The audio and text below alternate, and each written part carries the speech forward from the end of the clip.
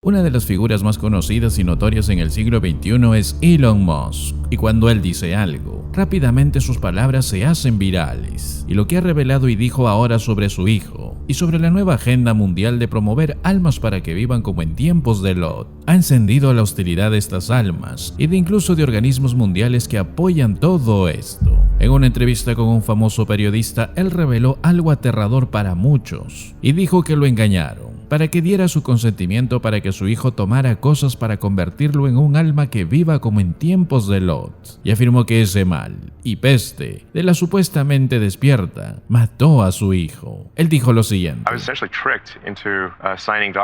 le pasó a uno de mis hijos mayores, y básicamente me engañaron, para que firmara documentos para uno de mis hijos mayores. Esto fue antes de que tuviera alguna idea de lo que estaba pasando. Estaba pasando el COVID.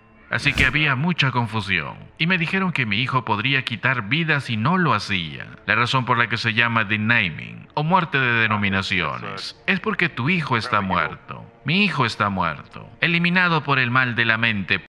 Esto sin duda ha llamado poderosamente la atención del mundo, y a la vez está sirviendo para que muchos hogares despierten al engaño de lo antibíblico y anticristiano, que está entrando para destruir familias con el patrocinio satánico que está detrás de todo esto. El periodista le dijo: lamento escuchar eso, no puedo imaginar cómo sería eso. Hay mucha gente metida en esta situación ahora, y muchos hogares demolidos. Eso es una buena razón para ser la gota que colmó el vaso. Elon asintió todo esto, y sobre la manipulación que están haciendo hoy, por todos lados para meterse en los hogares. Y lo que encendió las alarmas de toda esta élite es lo que dijo a continuación: prometí destruir el mal de la mentalidad como en tiempos de Lot después de ello. Y estamos haciendo ya algunos progresos. Esto enardeció a muchísimos, el que Elon Musk haya declarado la guerra espiritual a esta nueva agenda de este siglo, por lo que estos ya están haciendo arduas campañas satánicas para acabar con todo aquel que se oponga a sus filosofías anticristianas. Y Elon Musk ya formó parte del blanco para ser acabado.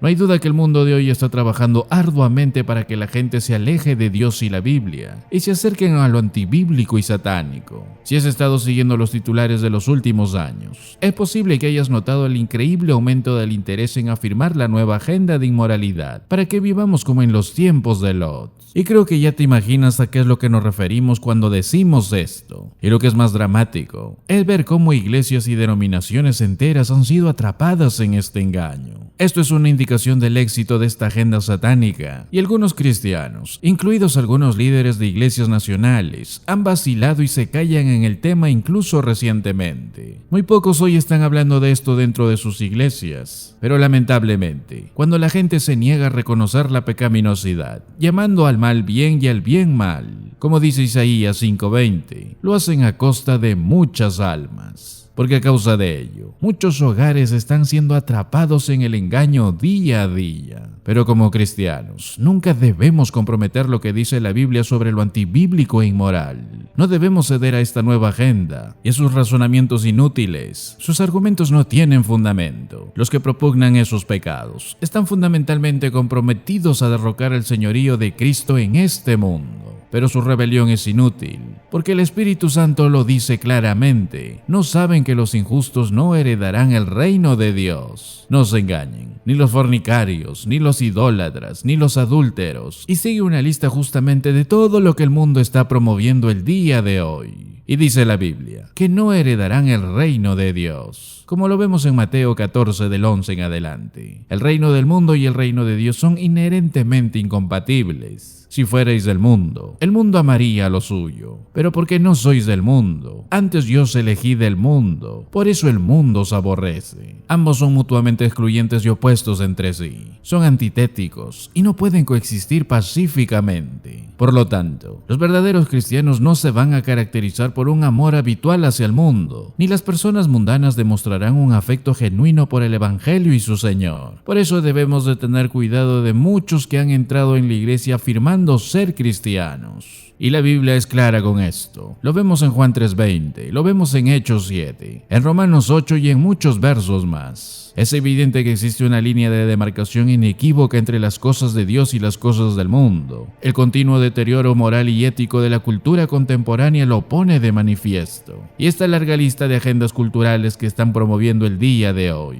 han crecido en la actualidad en ser agresivamente hostiles al cristianismo bíblico, atacando a la familia tradicional, promocionando activamente la promiscuidad, una creciente aceptación de la violencia, un énfasis en el materialismo y el hedonismo por parte de la mayoría de los medios seculares, una disminución constante de los estándares de integridad personal, de los estándares de integridad de la ética, un debilitamiento del bien y el mal por parte del relativismo posmoderno, y así la lista sigue y sigue. Y tristemente, muchas de estas cosas están también entrando en la iglesia. Por eso la identidad básica de los creyentes como hijos de Dios no nos hace inmunes a la seducción del mundo, debido a que todavía somos pecadores caídos, aunque salvados por gracia. Todos los verdaderos seguidores de Cristo son tentados a través de su carne restante por las conductas y las empresas del mundo, y por la influencia de los falsos predicadores y falsos creyentes que abundan hoy en la iglesia. Por eso Dios nos advierte en Mateo 26, en 1 Corintios 10 o en Efesios 6, ya sea que la tentación provenga de prioridades mundanas, o de diversiones mundanas, o de riquezas mundanas o lujurias mundanas. Todos los creyentes debemos resistir el esfuerzo del mundo por seducirnos, y esto lo haremos si estamos verdaderamente llenos de Dios. Como el Señor Jesucristo lo advirtió, ningún siervo puede servir a dos señores, porque aborrecerá al uno y amará al otro, o estimará al uno y menospreciará al otro. Por eso es vital que si quieres un hogar saludable, una vida saludable, conozcas y sepas realmente cómo discernir el bien del mal, la verdad del error, lo auténtico de la mentira. El discernimiento es la habilidad de separar la verdad del error, es distinguir entre basura y tesoro, es saber distinguir entre el oro verdadero y el oro de tontos, es poder distinguir lo real de la falsificación,